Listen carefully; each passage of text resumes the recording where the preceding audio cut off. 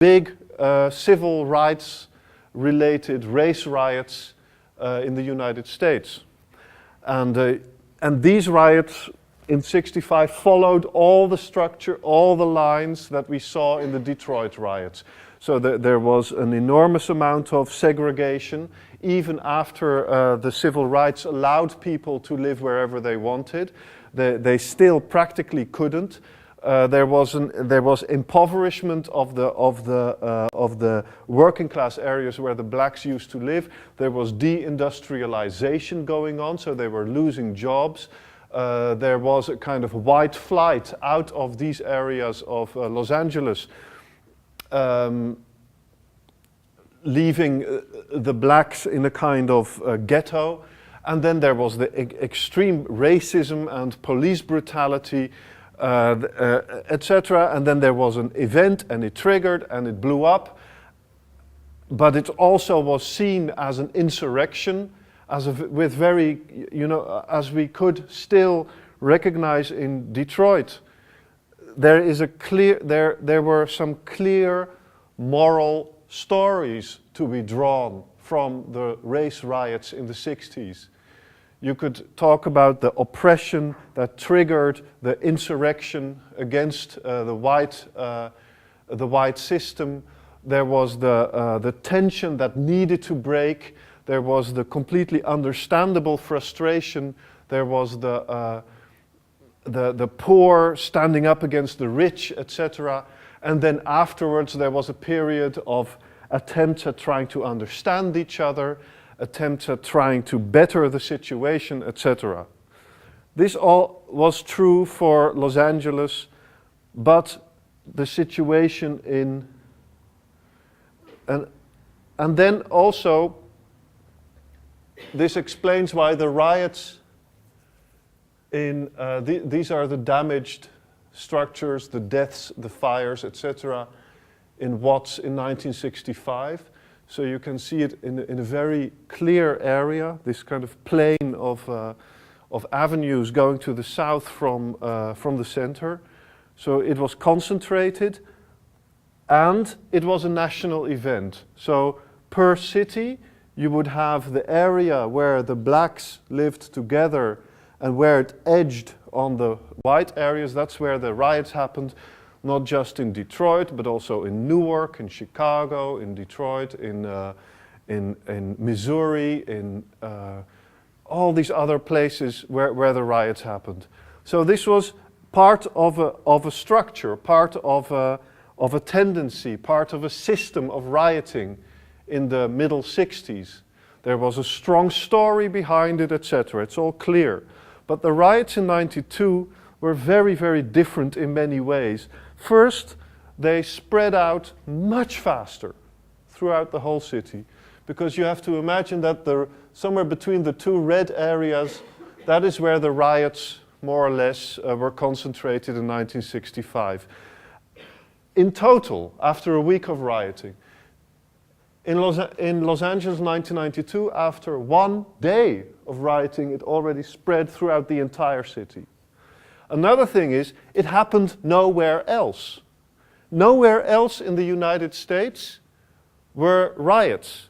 Nowhere else in the United States did it, the sparks that flew through the media, etc.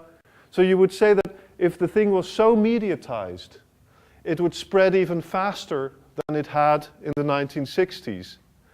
If it is all about blacks being a poor, unemployed, oppressed minority, why wasn't this true also in other American cities?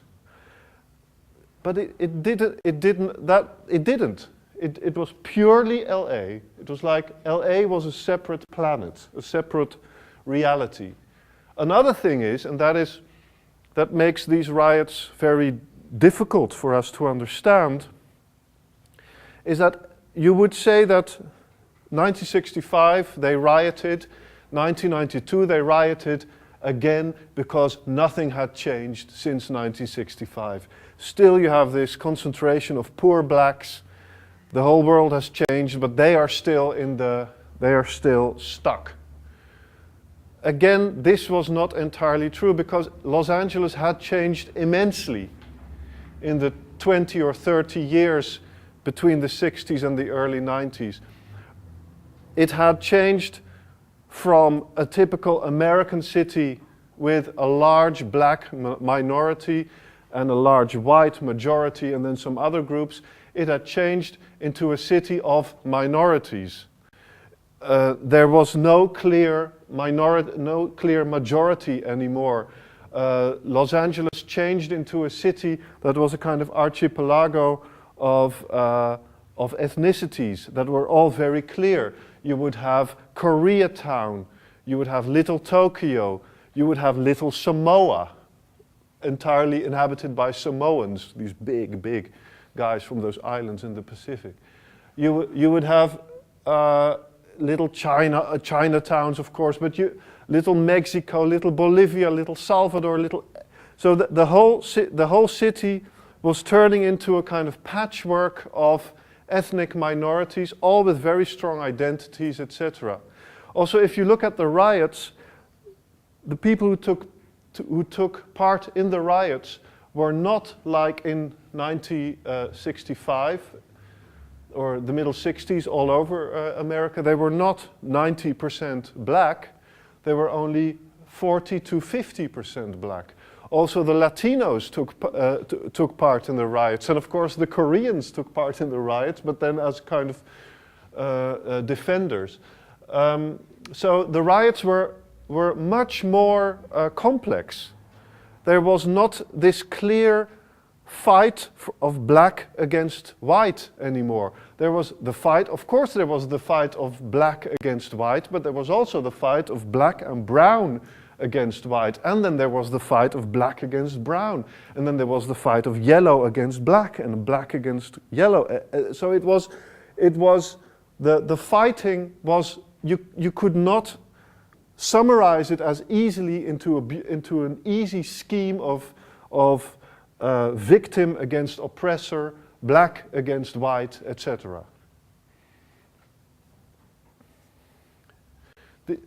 What you see here, for example, is how the flashpoints of the riots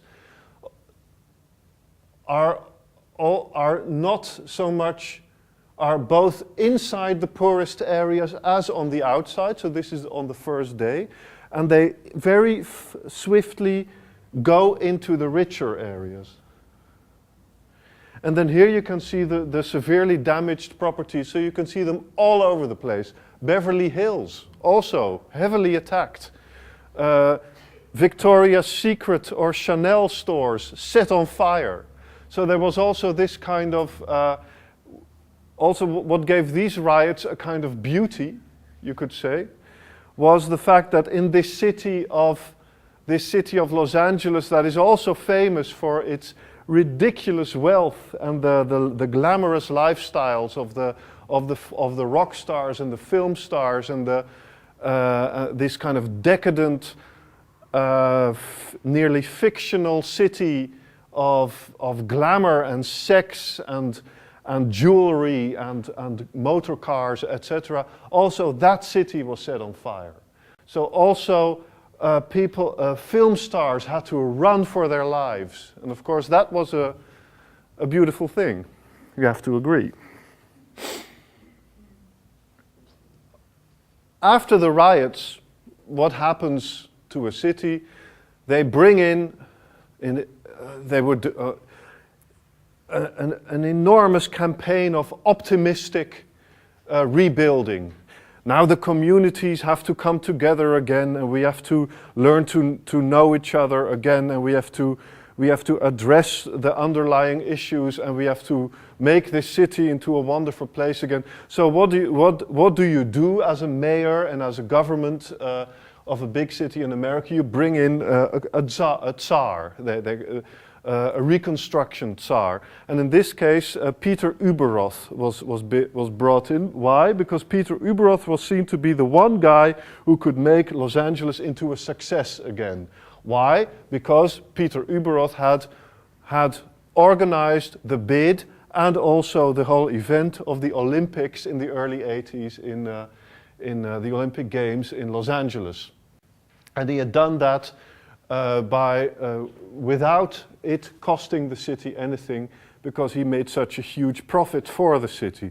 So this very, very rich guy, a donator to the Republican Party, enormous business mogul, he was brought in to bring the whole community together and to organize investments by companies, but also federal investments, to be pumped into this city so that this would never happen again.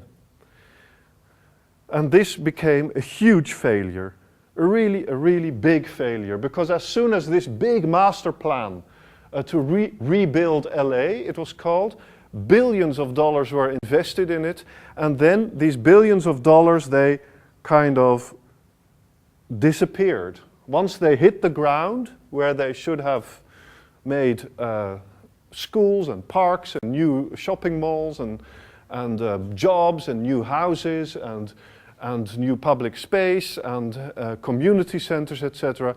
This money, more or less, hit the ground, and then nothing happened. And one of the reasons why is that Los Angeles is such an incredibly complex urban society, consisting of so many small ethnic groups, consisting of so many formal and informal economies, all written over each other, all competing with each other, all wrapped up into each other, and also so incredibly political that first people said, why isn't this guy black? And then others asked, no, why isn't he Korean? And then others asked, why isn't he Mexican? Why isn't he, etc. So then they surrounded him with a board, a Mexican, a Korean, etc. And then the Mexican said, this is not a Mexican that belongs to our community, we want the, etc. So the whole project was more or less ripped apart and taken apart and frustrated by this immense complexity of this city. A city that had, that then turned out to be a kind of world that nobody really knew, nobody really understood it. And this is also typical. We have seen this in all the riots before, that riots have an effect of opening up, of revealing truths about a city that otherwise would not have come into the open. And the truth revealed in Los Angeles was, you could say, in the best, in the most optimistic tone, you could say that it's an incredibly diverse city, an incredibly also a city that has somehow managed to become a nearly anarchistic, to achieve a kind of nearly anarchistic coherence. Of course, the coherence sometimes explodes into violence, but most of the time there's a kind of anarchistic coherence without any real effect from a top-down government. But in the worst case, this is not the only way to read it. Look at this map, for instance. This map describes, as you can see, the gang territories. So you don't just deal with the official community leaders, like, or even the legal, or even the informal ones, but at least the legal ones. A real power structure in this city was the gangs, the Bloods and the Crips. And these gangs, so here you can see how on a nearly block to block basis, the city is carved up into tiny little blocks that are all under the power of either the Bloods or the Crips. And then if you look closer at this map, it's not just Bloods and Crips, that's like the Democrats versus the Republicans. But then within that you have the Shotgun Crips and the Slauson Crips and etc. So each block, each street has its own mini gang. And so within the Bloods and within the Crips you have fighting and competition, etc. So here's Compton, for example, the street. And of course this shifts all the time. They kill a couple of the Bloods, kill